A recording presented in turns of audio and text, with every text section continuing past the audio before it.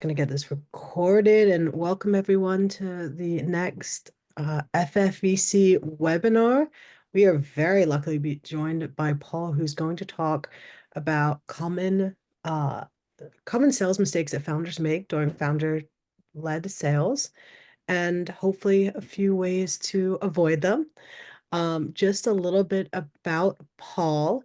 Um, Paul has been a founder himself twice, if I remember correctly, led some amazing businesses, led sales, and is coming with just an extreme deep knowledge of founder-led sales. As we all know, can be very difficult, but essential to building your business. One of the worst things you can do is pass off sales early off in your startup career.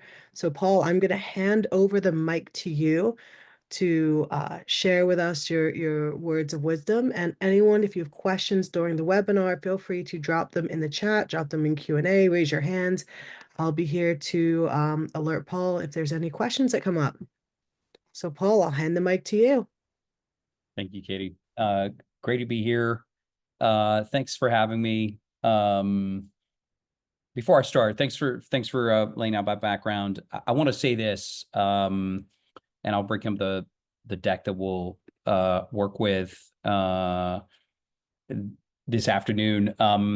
I do not want this to sound like a founder bashing session. That's the opposite of what I want to create here. I've made some of these mistakes that I'm going to be outlining. And so my goal here in this presentation is that by making you aware of the mistakes that I've seen made in coaching hundreds of founders and startup operators over the last 9+ years, and having made some myself, that I can, just by the sheer awareness of it, you guys can avoid some of these pitfalls. And so you can consider these the greatest hits. I'll be jumping into quite a few of these over the next half an hour. So hopefully we'll get a little time for your Q&A before we get out of here. So without further ado, let me share my screen and put this in presentation mode. And we can get started. By far, this might be one of the most harmful mistakes founders can make when it comes to their sales initially. There's a great temptation by founders, who can be folks that build product or that are technical, to not want to do sales, and therefore want to delegate it out as quickly as possible. They might not even feel like it's their forte.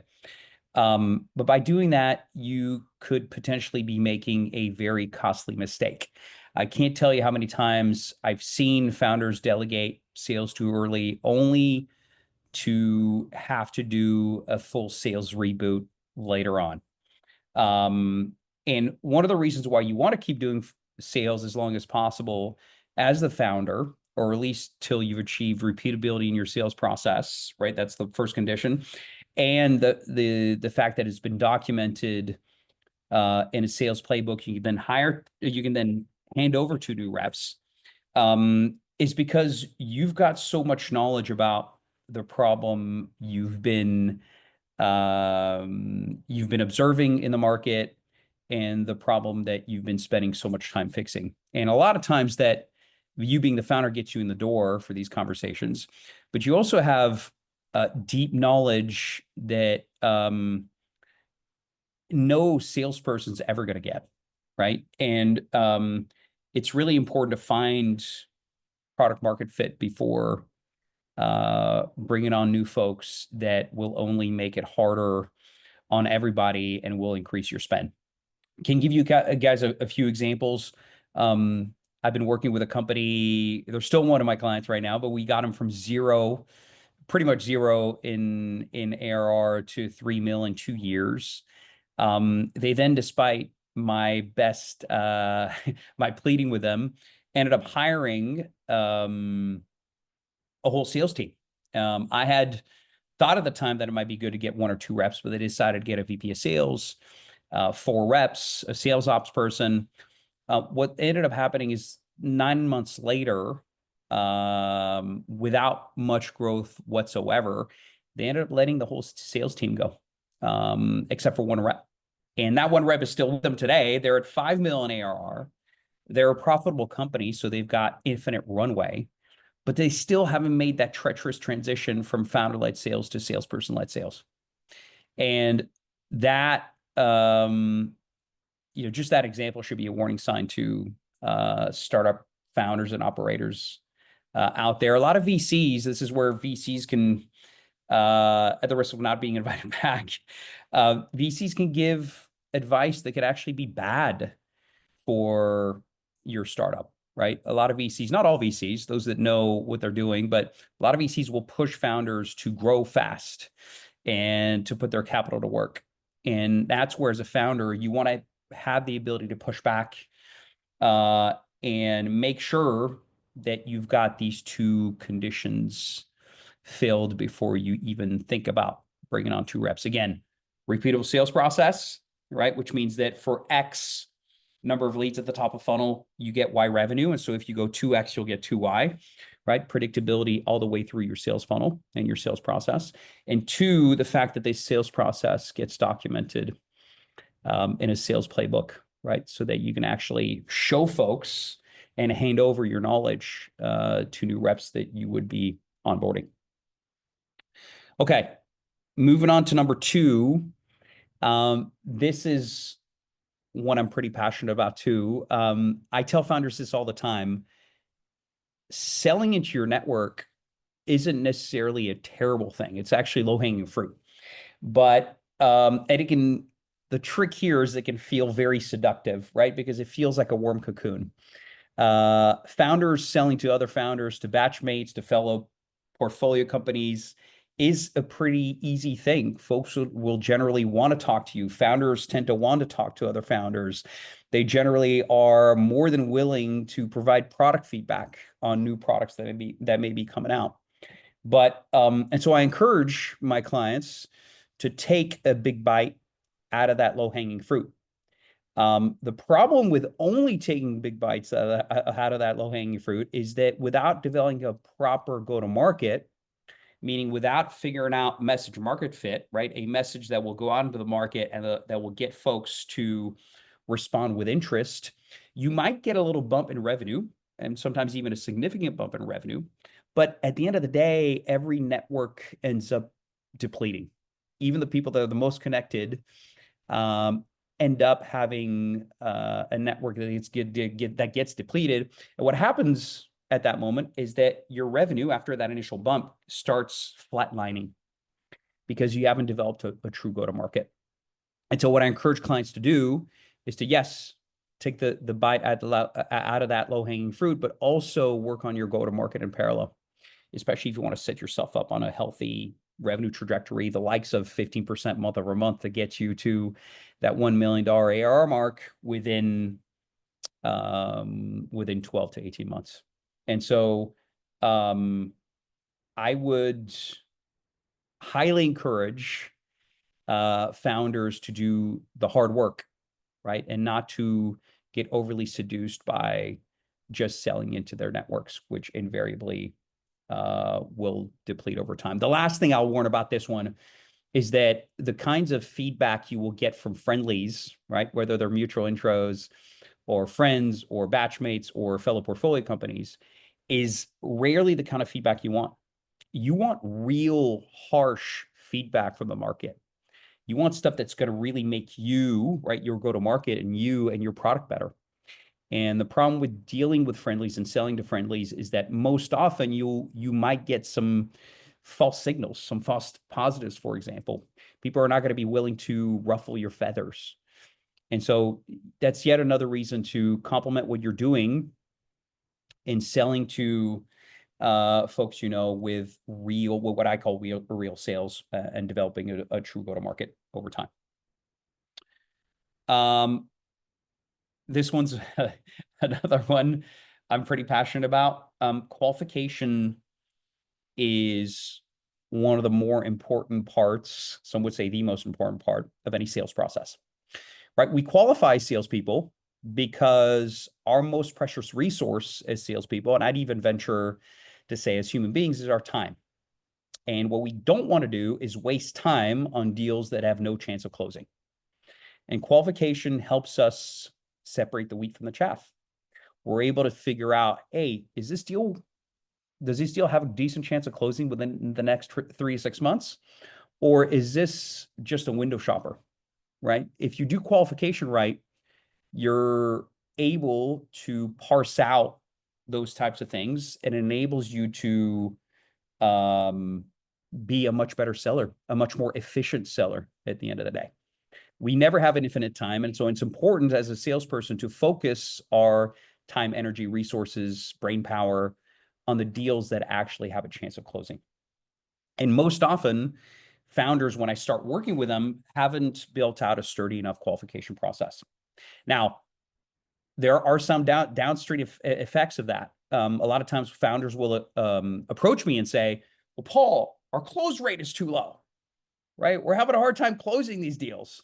The first place I look at, believe it or not, is not when I get this complaint or this question or this inquiry, is not whether or not a founder is doing their demo well, whether or not their pitch is well articulated. It's not whether or not they're good about laying out the most potent value props. The first place I look at is qualification.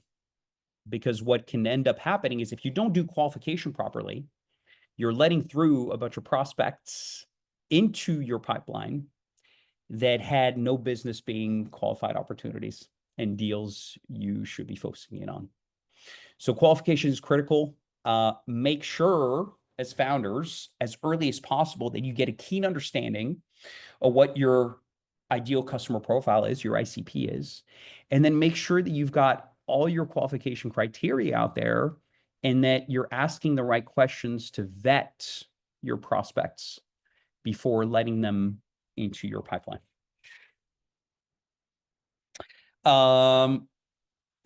This is a fun one. At least it is for me. One of the things that we need to realize, one of the harsh truths that we need to realize as founders, right? And as founders that sell, is that nobody wants to buy an additional piece of software, right? People are just not in the business of wanting new software or features and functionalities.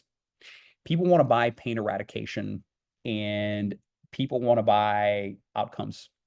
So rarely, unless you've got somebody on the other end that's maybe a product person or that geeks out on product features and functionalities, rarely will people end up buying, right? If ever, because you've got a cool feature.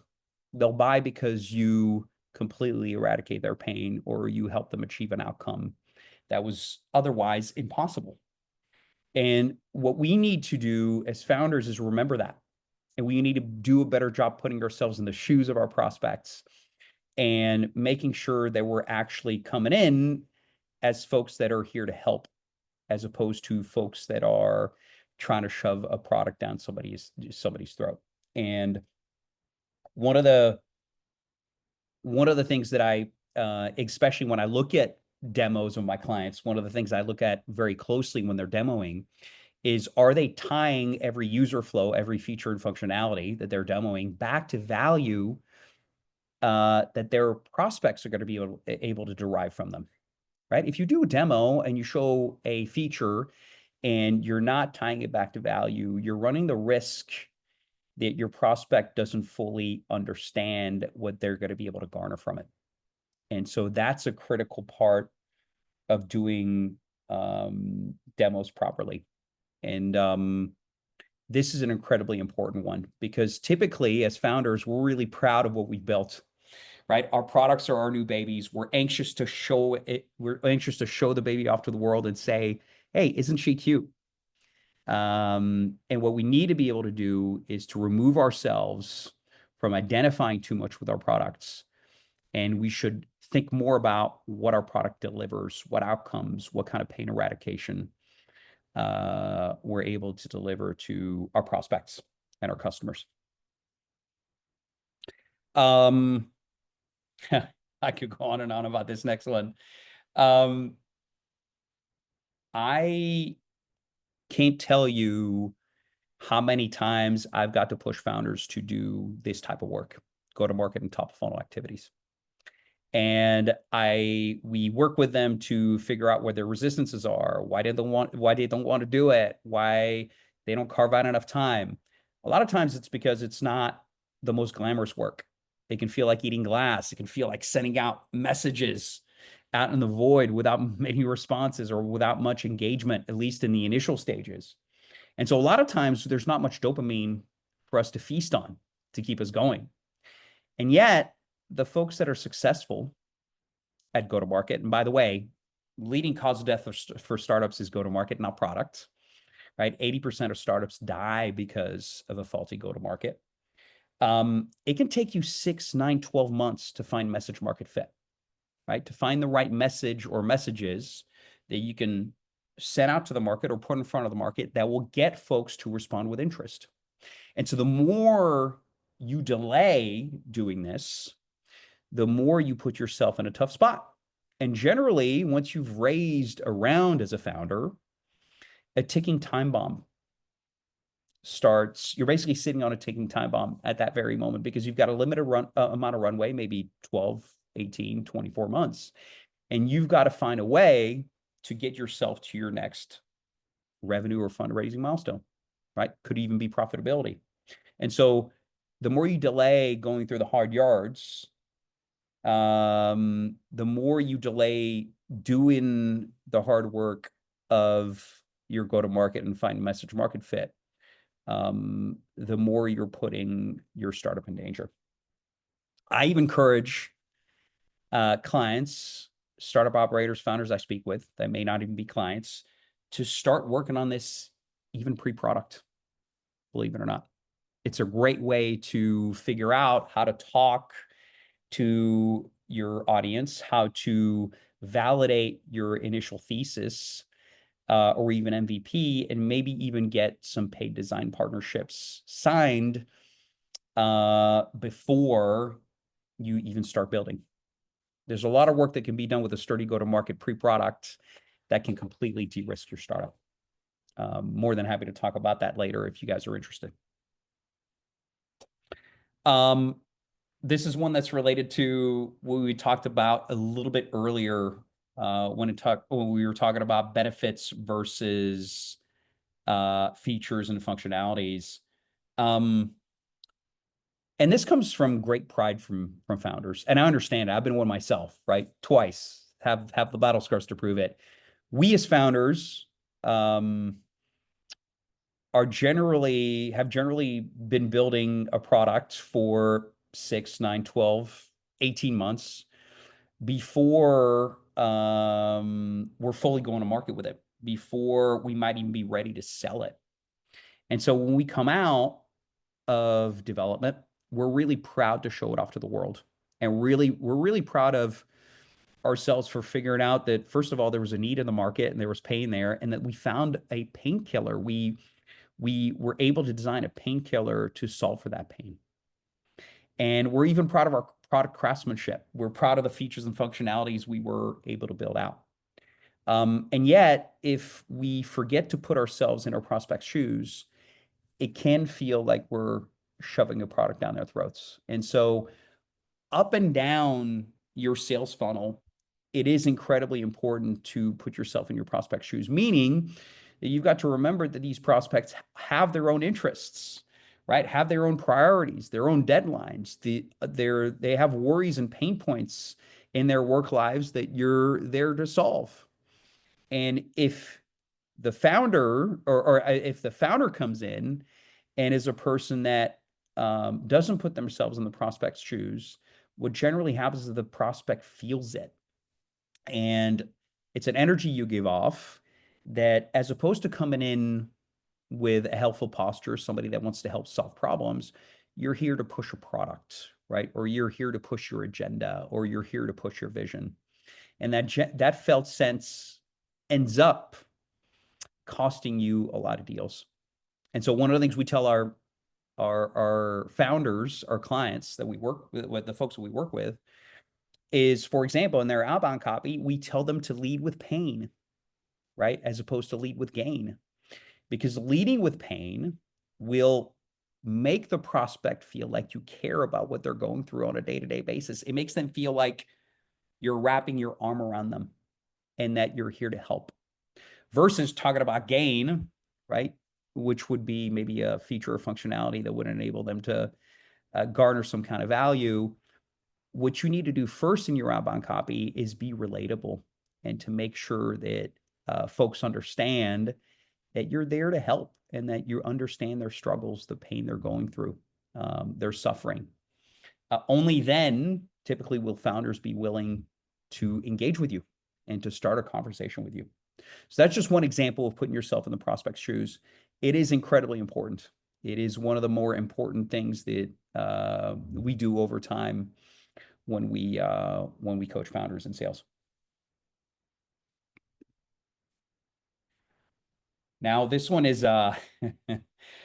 this one is one I wish I could yell over the rooftops of tech hubs like San Francisco, New York, Seattle, Miami, Los Angeles, London, you name it. I can't tell you how many times I've asked folks whether or not they have tried outbound.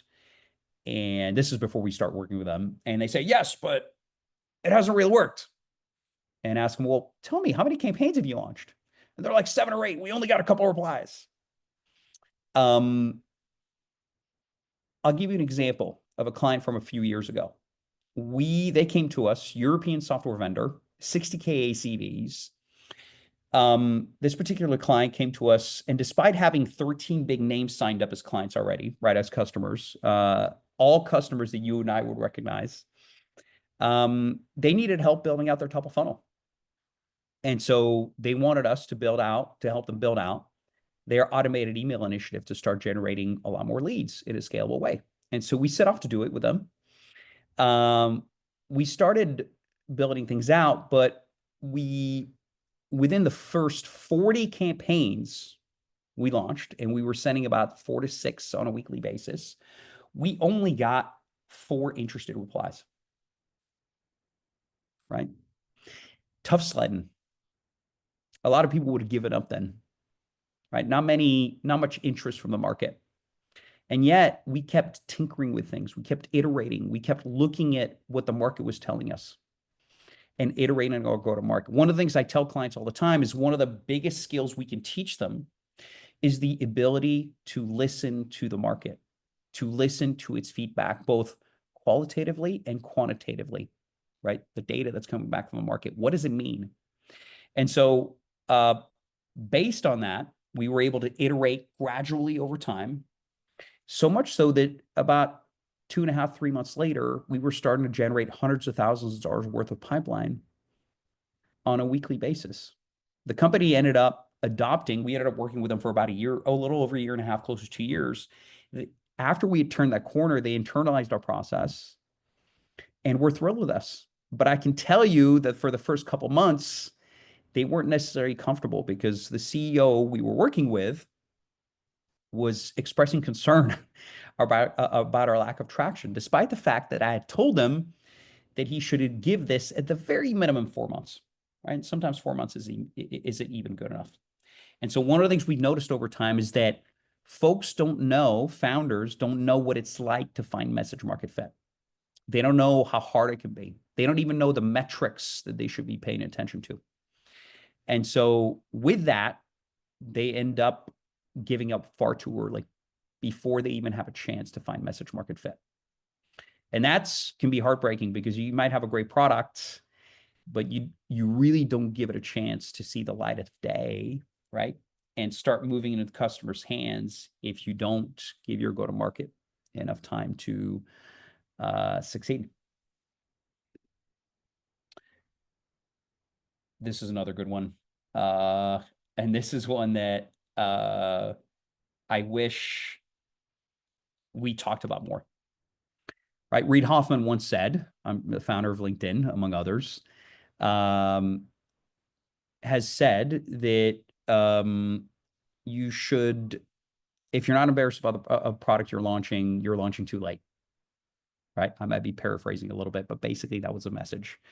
It is much more dangerous not to launch and not to have interactions with the market for significant chunks of time than it is to put something out there that's half-baked that you can keep iterating on. What I call market-led product development is letting the market lead you to where it wants your product to be, right? And so I would much rather folks launch a product that's half-baked or even sign design and partnerships based on the pain that your market is feeling, right, that you can help them solve, than actually wait too long to have any interactions with the market whatsoever. That gap that you're going to feel between what you've currently built and what the market wants to see is anxiety inducing. I'd be the last one to tell you that it's not. But that anxiety, right, that anxiety that you're feeling because of that gap, which may feel very wide, is actually healthy because the market is pulling you to where you need to go. You've got clear direction versus isolating yourself in a product cave for 3, 6, 9, 12 months with no market interactions and then coming out with your product, launching it only to realize that nobody wants it. So I can't emphasize this enough. It is hugely important to let yourself get out there in the market and make sure that you're getting closer and closer to product market fit. Ooh, this is one that I'm really passionate about. If you've heard me talk about sales for any length of time, this is one that I can't help but preach about. So pardon my preaching for the next couple minutes, but selling the next steps is one of the more critical things you can do in your sales process. As founders, we tend to think, oh, I'm going to demo my product and people are going to want it or not. And those people that do want it, I'm going to close deals with them. That's just not how it works. A sales process is a sequence of optimized steps that gets you to a close. And one of those steps, and it might be a potent step, is your product demo, but it's not, it's far from being the only step. And so what you're going to want to do is you're going to want to make sure that you're not only selling your product throughout the sales process, but you're always selling the next step as something inherently valuable to your prospect. You want to make it feel like must-see TV, like something they can't miss, like that they're going to derive so much value that it's so meaty, this next step, whether it's a call, a meeting, something else, that they would be foolish not to attend it. Right? Because if you don't sell the next step, you're basically not building the connective tissue between the steps in your sales process, a bridge. And you're running the risk that people drop off or stall forever. And nobody wants that. And so one of the most efficient way to do that is to make sure your prospects understand why the next step is going to be valuable to them. We've got a framework on how to do that. I'm more than happy to cover that in greater detail if folks are interested. But I can't tell you how many deals it saves and how much it shortens sales cycles if you do this properly, right? If you're able to build that connective tissue between steps in your sales process. Folks don't ghost you. Folks don't forget about you. You just keep them on the tracks towards getting a deal done. Ooh, this one, this one's fun too. One of the things I tell folks a lot about is that we shouldn't forget as human beings that we are porous creatures, right? We are affected by others' feelings and emotions. Particularly if you're an empath, you're on one side of the spectrum there where you are very much in tune with your environment and what's happening. But even if you're not, we are all affected by others' feelings and emotions. And one of the things that we should consider as founders is that we've got an opportunity to transfer our enthusiasm for our product and our vision to our prospects. And yet I don't see that done enough, right? I see founders plodding along very rationally through their demos, right? And through showing off their software or their new piece of software or anything else they've built. And what I would like founders to be able to do is to inject enthusiasm into the conversation because it is infectious. And not only inject it and manufacture it themselves, but also pick up when their prospects are emoting in positive ways and create a positive feedback loop off it. If you're able to pick up that a prospect is enthused about one of your product features, you should linger there. You should double down on it. You should get excited with them, right? You should let the good times roll. Keep the vibe going, right? Those are all things that can be really helpful in getting a deal done. And so what I tell the founders and startup operators I work with is don't ignore these feelings from your prospect, right? Tune into them. Be acutely aware of what is happening on the other side of the screen, or if you're doing sales in person, on the other side of the table. Be acutely aware of that and be able to manufacture your own enthusiasm to get people pumped about what you've been able to build because it is exciting. Any questions? I know we have a little bit of time. It looks like we might have about 10 minutes left. And then I'd love to put out an offer to all of you before we get out of here.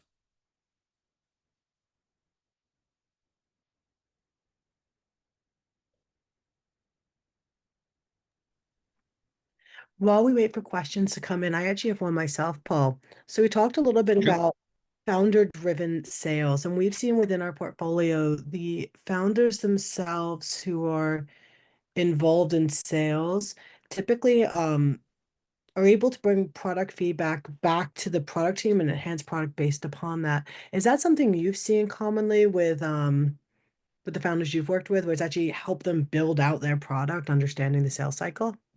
Yeah, of course. I mean, the founders